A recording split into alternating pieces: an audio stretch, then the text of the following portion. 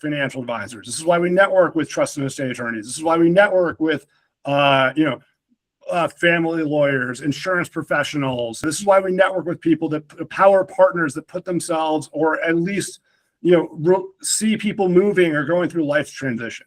Because when you only need 30 or 40 of those people to send you 3 or 4 deals a year, don't you? If you had a probate attorney that was like your best friend, and they, let's say, do 4 probates a year, and you got 4 referrals a year, and let's just say you listed one of them a year, how many probate attorneys would you need in your network to do 20 deals a year? 20? That sounds a lot more like a business to me than talking to 600 to 800 people 4 to 6 times a year, right? So this is why we do. So like when I was thinking about it, this is our secret sauce, because people don't teach the long term. And I also think at the end of the day, as a result, since they're really not thinking about the third funnel for most people, Nate, is paid ads. And what a waste of freaking time for most people. For 99% of people, what a waste of time. And so I think this is where we differentiate ourselves, because instead of telling you to focus on paid ads or some sort of paid marketing or farming, whatever, farming can be part of your cold outreach. It should be. I'm not saying don't farm. I'm saying do farming as part of your open house strategy. So you're always farming in the same area. So you're kind of doing both at the same time. Instead of spreading your open houses all over, if you can do all your open houses in the same area, it's the same cold outreach. It's effectively a farm without calling it farming. But here, the edge is the business network. This is what separates at least my team from everybody else, is that we force everyone to do this. Noah's client that he just got full cycle first deal that he's currently under contract with was a referral from a business vendor. So like it's working in the opposite way with Noah. He's going straight to the business network instead of getting our friends and family going first, which is great. But this is why we diversify, because we don't know where it's coming from. And so this is the way I think about it, right? There is a short-term success, open houses, expireds, geo-prospecting, farming, putting yourself out in the community, getting in the direction of business, right? There is the medium term, which is building a referral network from your friends and family. Medium term is also taking those cold leads that did not convert immediately and nurturing them into medium term leads as well. Because like the odds, you're typically not just going to open houses, just go to open houses. And then long term, we're going to be building our business in the background. So we have a job to start, our business gets built through our business network. And then by the way, the business network is how you build a team too, Nate. Because then you're out in the community getting referrals. This is how we did it at Stone. This is how we went into Blue Pebble. You're out in the community getting referrals, and you have this great team who can handle a probate, and you just say, my team's on it, done. And you get the listing agreement signed, you send out your team, and you're sipping cocktails on the beach. Until you then decide to become a managing broker, in which case you get brought back into the business and you have to kind of launch all this thing all over again. But hey, that you make that decision separately. So, but as a team lead, it gets pretty easy at that point. So I think the funnel 3 here, therefore, is really our secret sauce. This is my secret sauce. So if you're going to think about like, why do I talk to Jared? Why am I at Blue Pebble? Why this whole thing? I really think it is the third funnel that we really focus on. That is a super important part of what we do that I don't hear a lot of other people talking about in the market. And so the main thing about funnel 3, though, is that you got to have an edge. You got to think of an edge, something, anything. You just have to be differentiated in some way, shape, or form. And this is why I'm saying it's not going to be like a cold mailer campaign, unless you are literally the funniest human being known to man and are the most creative marketing genius in the history of real estate marketing. And you can somehow come up with like a really funny, awesome market, but that's still differentiated. If you get hit with like normal real estate agent ads, if you ever see this stuff on social media, it's like barf in your face, awful stuff. You guys are laughing because you've seen it. The stock photo with the download link and like awful red and like the really bad copy and like the whatever team at Denver. And it's just like a brutal ad, right?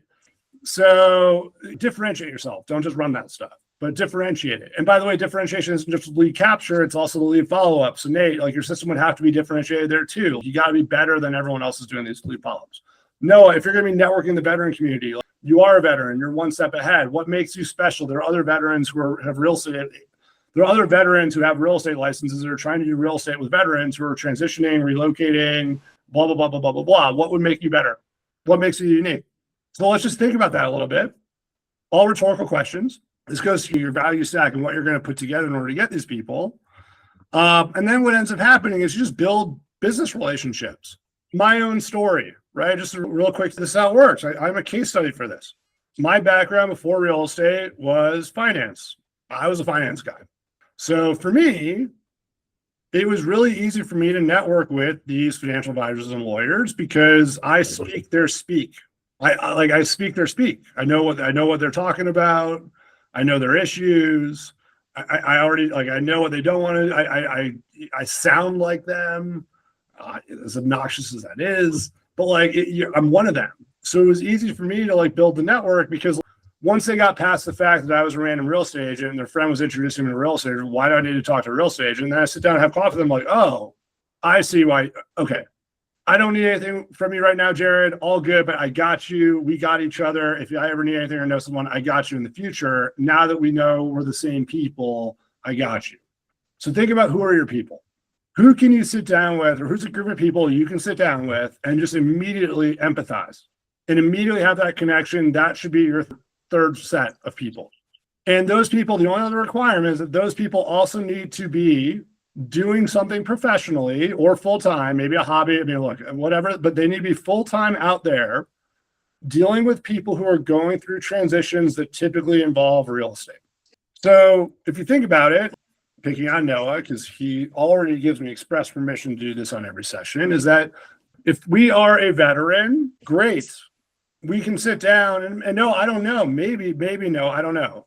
But maybe being a Navy veteran is different than being an Air Force veteran. So maybe we want to focus on the Navy veteran community to start. I don't know. I'm just throwing it out there as an example, right?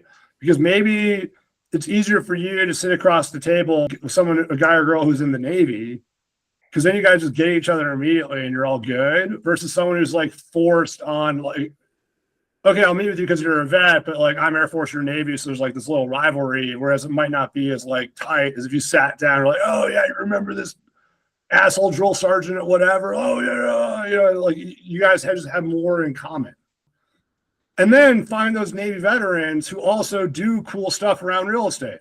So go find Navy veterans who are lawyers, financial advisors. Go find Navy veterans who, priests, chaplains, or HR professionals, or whatever, whoever else we can think of.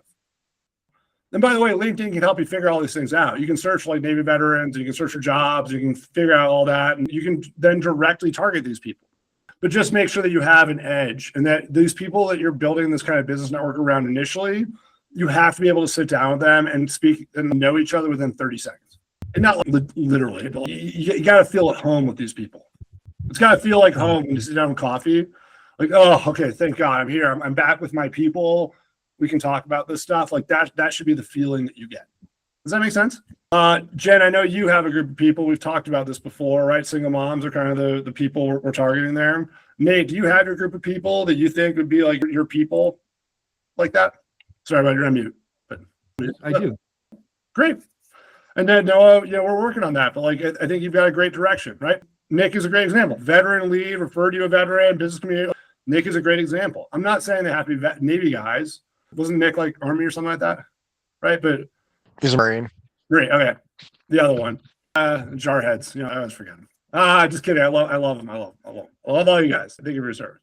But yeah, that's a great example, Noah, of how this works, right? But we just need more of that. So now that at least you guys are still here through the hardest part of this session, which is telling you that you actually need to think about your business goals and triple them. You didn't just, you guys really, I just totally slid that by you. You guys didn't even freak out. I said, you guys are thinking about a goal. I'm working toward 10 million, Jared. I said, no, you're working toward 30 and you all are still here, right? The question is, how do we do this, right? And what are going to be the specific things that we need to do in order to achieve this goal? And so, the question is how does priorities become what you actually do on a Tuesday morning? Because it becomes the routine, right? The activities from your 1-3-5, the 5 individual things in each of these plans, these will become what you do every single day, because it should get boring. It should get boring. Boring is good. Boring is predictable. You can have your fun showing homes. You can have your fun networking over coffee. You can have your fun, at happy hours. And when you're sitting down and prospecting, it should be really, because it should be the same thing every single day. So that way we get repeatable results.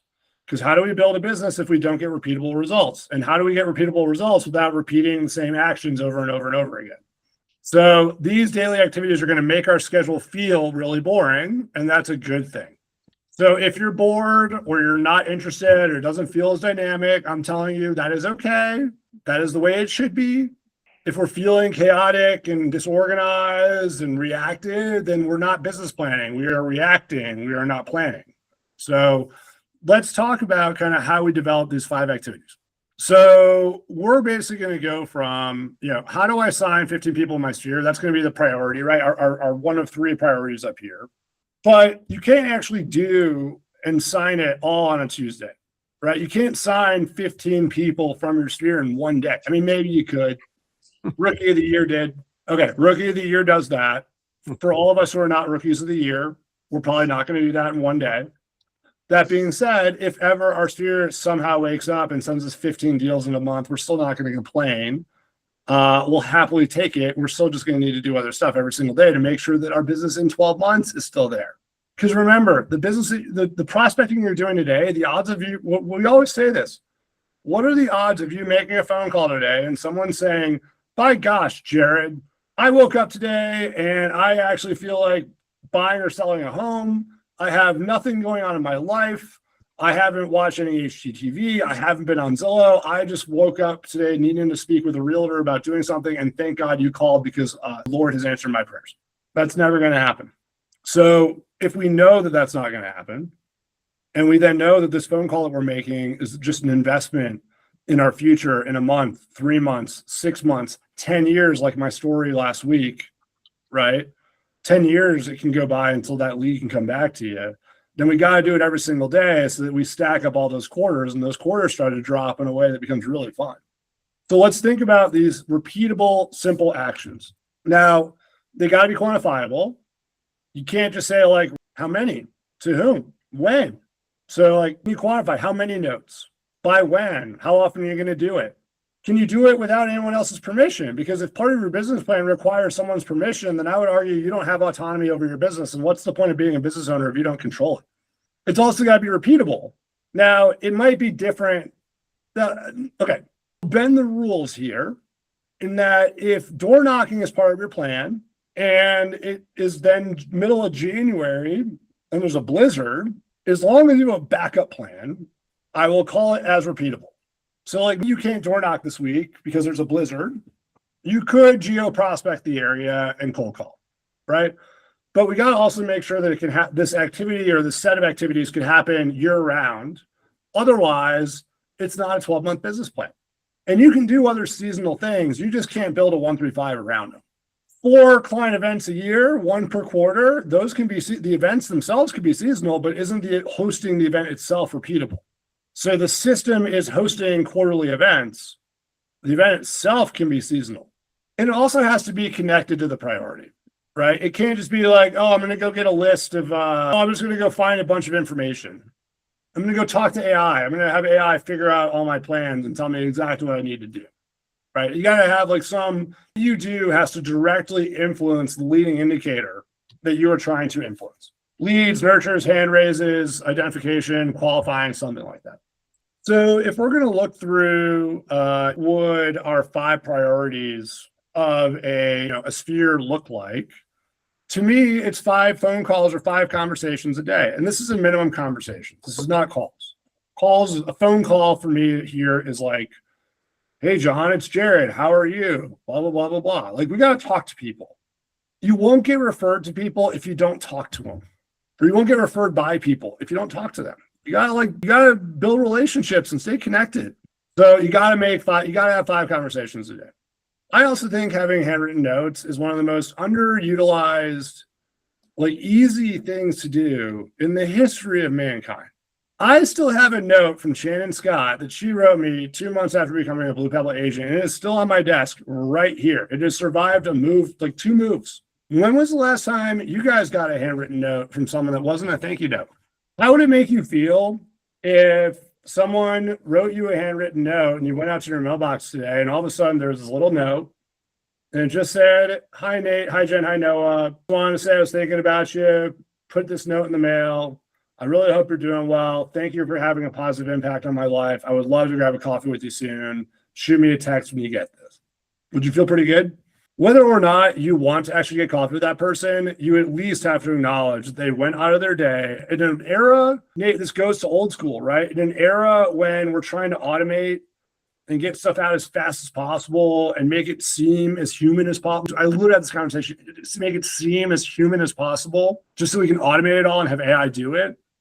Taking literally a minute to write that it takes a minute to write the handwritten note, a minute to address the envelope, and then a minute to put it in the mailbox. I'm talking about 5 minutes, 10 minutes a day to write 2 handwritten notes. And you do that twice a day, every day. That's 500 opportunities. You're going to make people feel really good.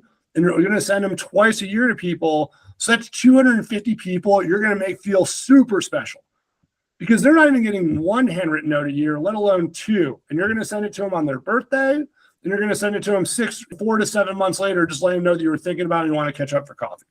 If we're talking about what separates you as a salesman and a real estate advisor versus the next person in an AI world, it's that stuff, I think, that builds that relationship and builds the trust. And so I think that's why going back to some of these basics is even more important. I'm not saying we don't automate. I'm not saying we don't leverage the tool. But if really the empathy and the connection is the goal here, then we got to be doing this too. I also think that a coffee appointment a day keeps the doctor away. Coffee appointment a day keeps the doctor away. It could also be a happy hour. Beer is okay. Wine, whiskey, coffee, beverage, smoothie, doesn't have to be alcoholic. Snack, I don't know, something. Dog walk. But you got to have one in-person meetup a day.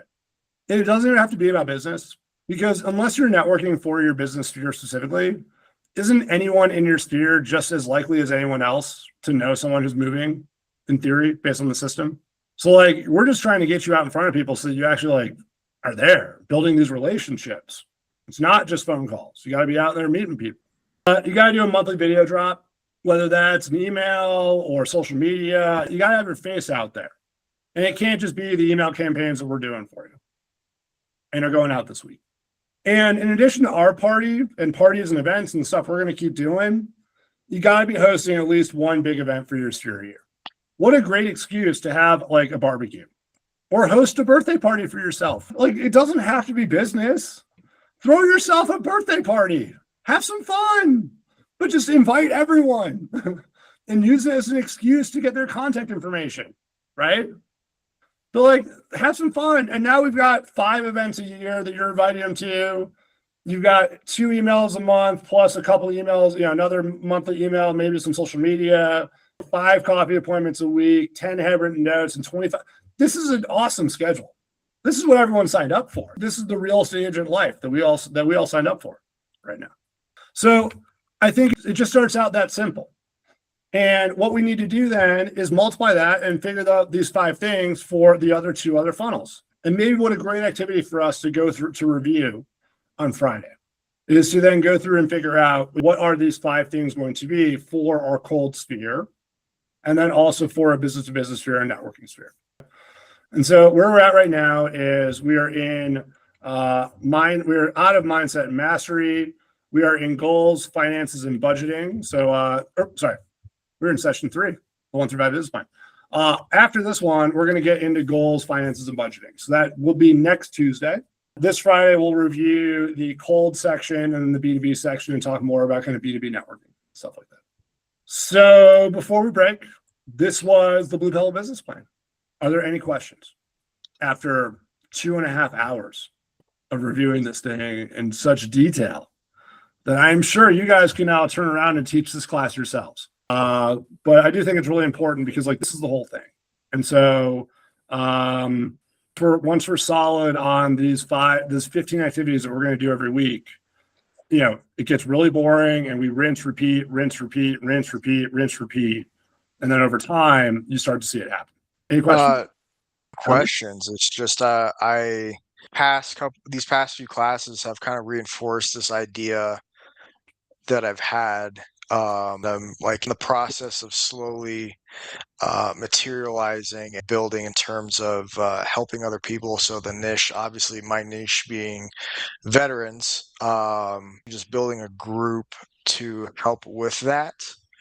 I appreciate it. I mean, it's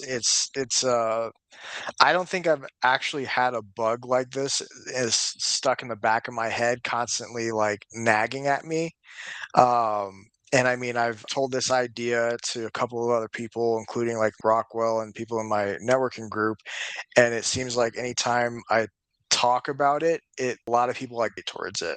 So, shot you text earlier, kind of regarding this. So if, I'd love to grab a beer with you, Jared, at some point, see if we can brainstorm if you'd be open to doing that.